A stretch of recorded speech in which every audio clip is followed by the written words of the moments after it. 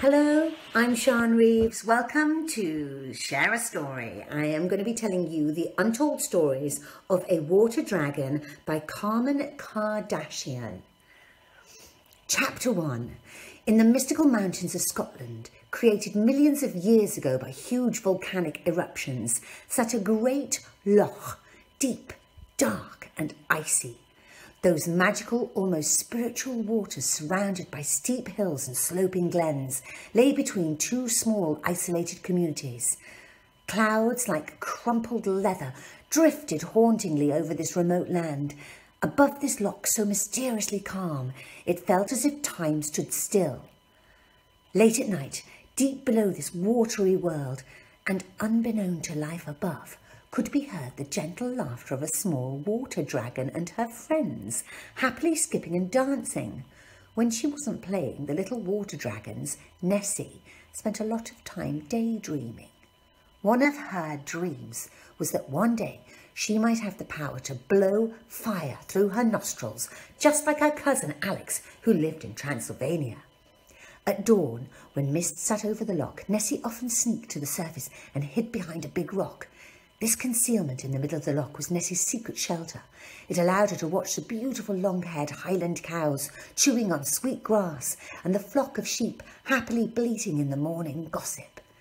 Both cattle and sheep were protected by a watchful collie dog. Nessie admired this dog and the way he clearly loved protecting the other animals. She could see how close they all were to one another, and Nessie dearly longed to talk with them all. One morning, the cows and the sheep, closely followed by the collie dog, came near to the loch to quench their thirst. The young water dragon, Nessie, popped her head out of the water and politely asked them, "Excuse me, I'm Nessie, and I live at the bottom of the loch with my friends, the water snails, cockles, fast-moving lobsters, crabs and black mussels. But I'd love to have friends above the water world too. Will you be my new friend?" The animals were bewildered by Nessie's appearance, especially by her different-coloured eyes. They took a step back, not knowing what to reply. Finally, the collie approached the edge of the water and said, "I'm Kieran. I'm responsible for my friends, these cows and sheep, and every morning I bring them here to graze and to drink fresh water from the loch. I would like to introduce them to you, but firstly, what type of creature might you be, Nessie?"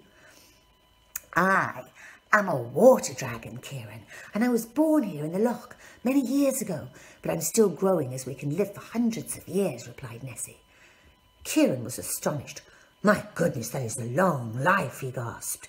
He turned to Rona, the leader of the flock, and saw that all his friends' eyes were wide open in amazement. "Rona, did you hear that?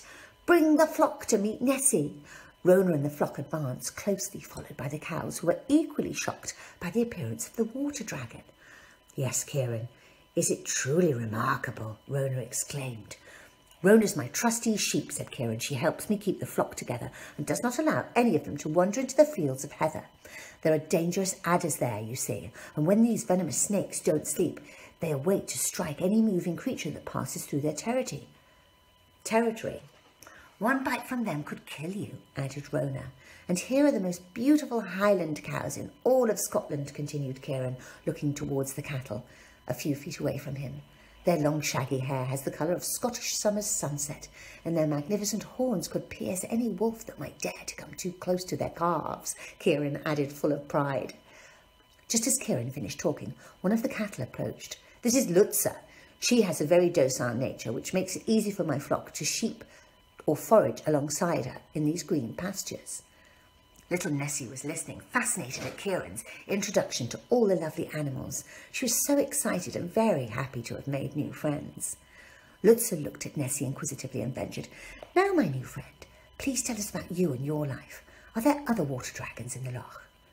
"I am the only water dragon in this loch, Lutza, but I have a cousin called Alex in Transylvania who is known as a fire dragon. I've never met him, but I'm told he can blow fire through his nostrils. I know that from my dear friend Pol. He's a lobster who lives at the bottom of the loch, and he's as old as time. Pol's wisdom is legendary. We even joke about him and call him a fountain of knowledge. He knew my parents, Magda and Cool, before the great tornado came over this land, and according to Pol, it all started with a thunderstorm, very strong winds, so strong that they lifted half of the water and every creature in it out of the loch and sucked them away above the clouds. Perhaps one day we will be reunited. Paul has his theory. What goes up comes down eventually. If he believes that, I believe it too, and this has happened in other parts of the world. He says that's why strange-looking creatures have ended up here in the loch. They were brought by the great tornado all the way from the bottom of other oceans and waters. When the great tornado brought its fury to this land, thankfully my mummy Magga had safely hidden me in my eggshell in the crevice of a rock, so I'd be safe from its rage. Amazed by Nessie's story, Kieran, Lutzer and Rona made a pact to stay friends and help one another if any other disaster were to strike their land or loch.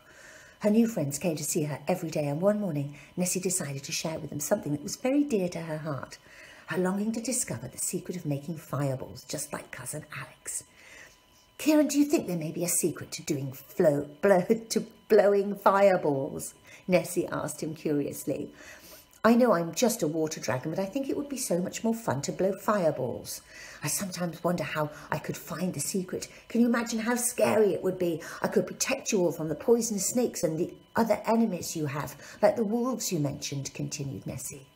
Kieran looked at Rona and Lutzer, and then, turning back to Nessie, he replied, None of us know the secret, but I promise we will help you solve the mystery of blowing fireballs. Thank you so much for listening. Please come back tomorrow to find out what happens next.